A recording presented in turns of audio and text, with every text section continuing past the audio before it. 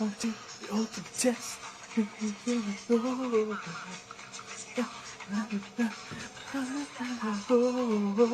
I wanna go where no one's been. Far beyond the town, yeah. In my hand.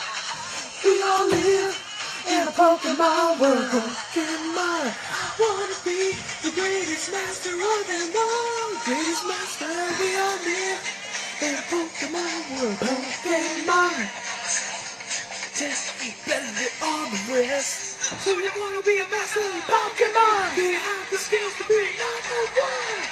We all live in a Pokemon world. Pokemon, I wanna be the greatest master of them all. Pokemon. Woo! I think that was good. Yeah. Yeah. But now yeah. But now you gotta yeah. leave. Yeah, but now you gotta leave. Yeah, I'm a pump, bro. Yeah. Pokemon. Yeah. Woo. So you're all hyped up right now, but yet you're gonna be leaving right now? You're gonna leave us even after that? Yeah, because I don't need my inhaler. Anyway. Oh, jeez. Brandon's going to be talking about the brand new Pokemon titles that were announced yesterday. I've got Tuesday. a jet. Tuesday. Sorry, yeah, Tuesday. I've got a jet, but I had to get that in, so. Alright, see y'all Tuesday. Oh, he's leaving me. It'd be like, all around me are familiar faces, worn out places, worn out faces. Wait, I thought you were leaving. Can't go anywhere without my keys. No, that's a keeper. But, ah! Alright, bye, Christian. Peace. No, he's leaving us. But anyway, so what we're going to be talking about today is the Pokemon Direct that happened on Tuesday. And that had a lot of information, regarding the new Pokemon games that Nintendo has announced. Either, just information. So basically, I'm going to get the small one out of the way. So they're going to be releasing Gold and Silver that was on the Game Boy Color out for Virtual Console on the 3DS. So you'll be able to play Gold and Silver back in the old days again. Looks like a lot of fun. Like, I wouldn't mind getting it myself. I think they're probably still going to run about $10 per game, just like how they did with Red, Blue, and Yellow. And for those of you that are thinking that if you'll be able to transfer your Pokemon on there to the Pokemon Bank that's out, yes, you can. So basically, you can transfer your Pokemon that's on there, you can put it onto the Pokemon Bank, and then you'll be able to transfer it over to, like, Sun and Moon, etc. We'll get to Sun and Moon in a little bit, because I know that's going to be the big topic we're going to be talking about. So, after that, now we got another Pokken Tournament. Pokken Tournament DX for the Switch. Pokken Tournament, some of you don't know what that is, or want to know more about it, it's essentially a Pokemon fighting game with the Tekken influence of style per se. It's actually a lot of fun. I played it, plenty of times on the Wii U version. It was a lot of fun. I really enjoyed it. I generally played Garchomp. I mean, hence my hat. So, but yeah. It was cool because, like, the Pokemon on Pokken, they actually resemble, like, some of the moves on Tekken itself. I think Charizard had some, like, Devil Jin moves. I know Pikachu had Heihachi signature moves, so that was really cool. But anyway, so back on Pokken Tournament DX, it's still going to play out like how Pokemon did originally, but the only difference is that they're basically going to be adding new characters. I know some of you, to me, like, are probably like, well, I got Pokemon Tournament on Wii U. How can I not get these new characters if they've been doing DLC on other, games that they had? Pokemon Tournament itself actually wasn't supposed to come over here overseas, but I guess it was such in high demand that they basically were able to bring it over. So basically what they're doing on Pokemon Tournament over in Japan, on the arcade versions, they were actually adding new Pokemon to their roster. So the first one they added was Darkrai, then they added Scizor, Croagunk, and Polion, and the one that they added just for the Switch, which will probably come out both at the same time, is Decidueye, which is the grass starter for Sun and Moon, which is actually pretty awesome. So unfortunately, I don't think they're going to be doing any DLC for the Wii U version. I hope they do, but to be fair, being able to do like tournaments for Pokemon Tournament, or being able to do like a setup with somebody, it's honestly really annoying. But now that they have it on the Switch, you're able to just connect to each other's Switches and just fight from there, which makes it a lot easier to be able to do something like that. So with that, so it's still gonna have probably the same gameplay mechanics. Probably maybe add more story. Who knows? But all we know is that it's gonna be coming out of September, which is also gonna be when the Gold and Silver Virtual Console releases is also gonna come out as well. Um, I'm really looking forward to that, and I really can't wait to be able to play with my boy Garchomp again. But that's probably when I'm gonna get my Switch, because honestly, I still don't have a Switch yet. But even so, like basically, I was just waiting for there to be like a bundle deal per se, because like yeah, Breath of the Wild, was great and all in the beginning, but it's like I wanted to wait till later till like dropped in price a little bit at least, and probably get a game for the same worth of what the system it is. So basically, it'd still be $300 altogether, including a game, which they usually do that anyway, even with the Wii U with Mario Kart 8. But anyways, so now onto the big topic, the head honcho topic: Pokemon Ultra Sun and Pokemon Ultra Moon. So basically, Ultra Sun and Ultra Moon will be a continuing story from Pokemon Sun and Moon that was released about a year ago. And for those of you that have seen the trailer, you probably noticed that what looked like Solgaleo and Lunala, the main box art legendaries on Sun and Moon, have like some sort of black armor plating on them. However, I'm pretty sure for some of you that did play through the game, caught all the Pokemon within there, catching all the Ultra Beasts to be able to see the one that is this one's possibly connected to those two is Necrozma. So basically, in order to find Necrozma, you had to catch every single Ultra Beast in Sun and Moon, and when you got through all of them, you were able to go find Necrozma and capture him. They assumed that he was just another Ultra Beast in the game. However, that wasn't the case. Essentially, he was like the trio of Solgaleo and Lunala, and he's the third. Just like how they did with Xerneas and Yveltal and Zygarde, or Zekrom, Reshiram, and Kyurem. Basically, those three in Gen 5. Xerneas, Yveltal, and Zygarde was Gen 6. So basically, what they're doing with Necrozma is what it looks like is it looks like he's probably going to be broken apart to be basically an armor for Solgaleo and Lunala. In all honesty, I don't know if he's possibly going to be taking control of them, or they become a unit being, like as if it was on a black Kyurem and white Kyurem per se. This isn't the first time that they've done Pokemon fusing. Pokemon fusing was basically just first introduced in Black and White 2, because of Kyurem with the item that you get in the game called the DNA splicers. So basically, you use those two items and you can hook it up to either Reshiram or Zekrom in your game, and whichever one you got in that version, and you're able to make Black Kyurem or White Kyurem respectively.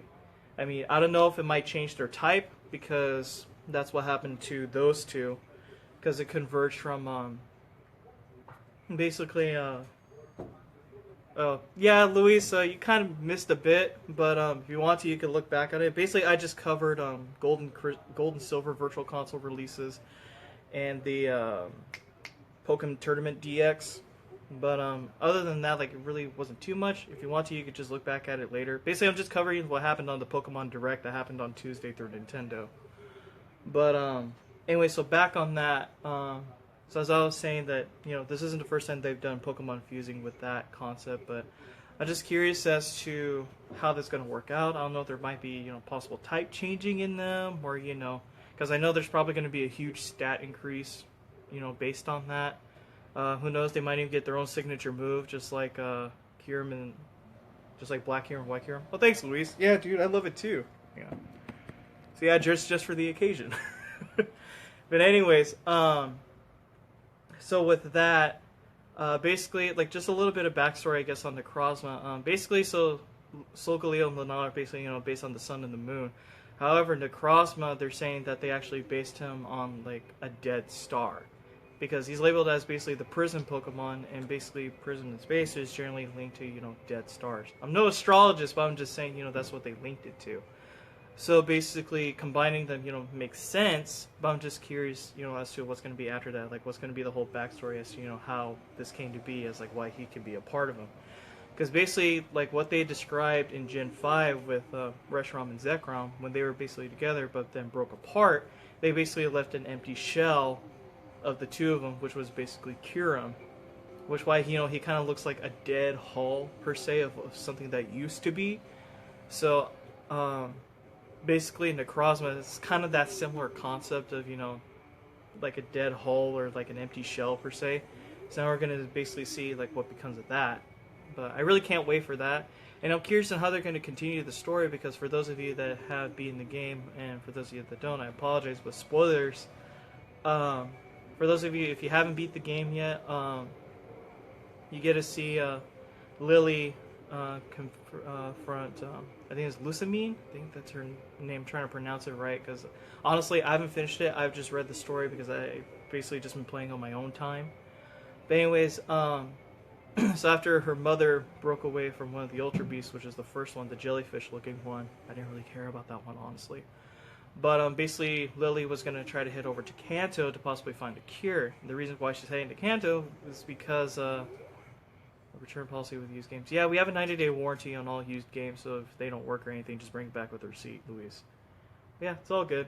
But anyways, so back up the story. So basically, Lily was going to go over to Kanto to possibly find a cure for her mother, since her mother grew ill after being separated from the Ultra Beast. And the reason why she goes to Kanto is because there's a person over there that's already dealt with that, which was in the first generation, which is Bill. On how he transformed himself into a Pokemon, like right at the beginning of the day. So that's why we're thinking that's possibly why she's heading over there. I mean, if anything, with the continuation of the story, who knows like what it could involve. Like, could it involve Lily coming back and something happening, or something happening while she's away, but then you get to see her at the end of the game. Who knows? But now we get to actually see some more backfiller story on how Necrozma is linked to both Solgaleo and Lunala and all this. And I don't know if Team Skull might make a return with Guzma. Who knows? Like, anything can happen. Actually, no, I take that back. There was a villain in Gen 5 that made an appearance in Sun and Moon. I actually think it might be Colress again. Colress was the one that he was one of the, I think it was Team Galactic's like intelligence professor per se, but basically he was part of the whole scheme of with Reshiram and Zekrom and the castle and everything. But in Black and White 2, he played a bigger role in basically capturing Kyurem and covering the whole world in ice pretty much. So with that, since he made an appearance in Sun and Moon, I'm thinking he might be up to something again. So basically, it would be with Solgaleo, Lunala, and Necrozma. So that would be really interesting if he actually becomes the main antagonist in that game. So I'm really looking forward to like what's going to happen, because I mean there's so many possibilities of what it could be. Could it be new team? Could it be Team Skull again? Could it be Colress again? I mean, who knows? Like, anything's possible. Like, that's what I'm starting to like with the new Pokemon games now, that they're starting to like have like a more in-depth story rather than just Team Ragtag of goons just capturing Pokemon to take over the world. No, that's not it. Well, it still kind of is that way, but it's like it's way more out there. I don't want to say out there, but more like it's more dire. I mean, that all started with Ruby, Sapphire, and Emerald with Groudon and Kyogre changing the climates. Groudon would basically get rid of all the water and just be nothing but land, and Kyogre would completely drown out the land to be nothing but ocean. And basically the person that would break apart those two from feuding, from that ever happening, is Rayquaza. Because basically Rayquaza would just come down for the ozone layer and be like, hey, you two, knock it off, okay? And they're like, oh, okay, and then they just go back. It's whatever. And then, Diamond, Pearl, Platinum with, space and time, which was Dialga and Palkia. Then they had the third one, which is Giratina, who lived in his own, per se, dimension, which was the distortion world. Basically, I wouldn't really say that, I see as like, Dialga and Palkia as like the keepers of preventing him from coming out, because he was banished there.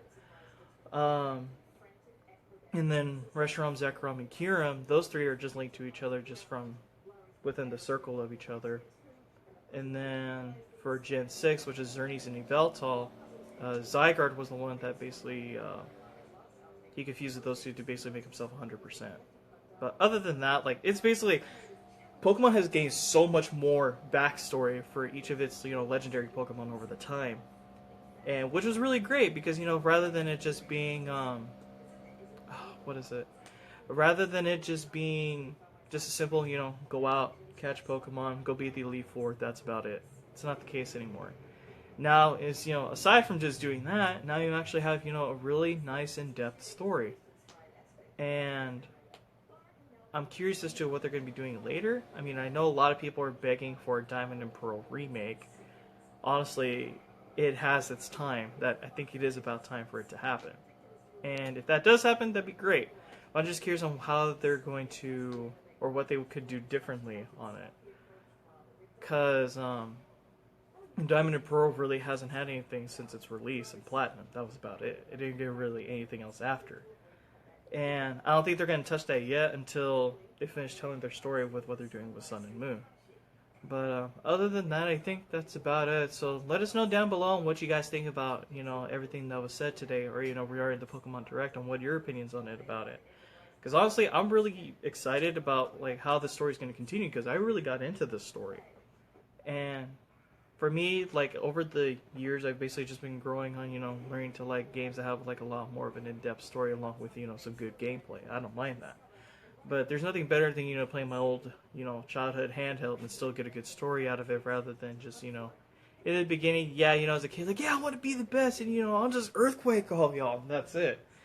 But now you just be like, wow, this is actually a really in-depth story as you're playing the game. And then it gets you hooked, and then you're like, well, what's going to happen next? Because they've always, left off on the cliffhanger. Because, Lily leaving off to Kanto, that's a cliffhanger. Because, who knows what could happen after that. People were thinking, like, another first-gen remake. I'm like, nah, I don't think so. But, it could make sense because, she's off to Kanto. Then you get to play as Lily or, something. But other than that, I think that's about it I'll probably cover for today. So I want to thank you all for joining here today and talking about this with me. Like I said, just go ahead and leave your comments down below. Your opinions on this, or do you still play Pokemon? Do you want to plan to come back into it? Just let us know, and we'll be more than happy to answer all your questions. Okay? This is Brandon signing off. Take care.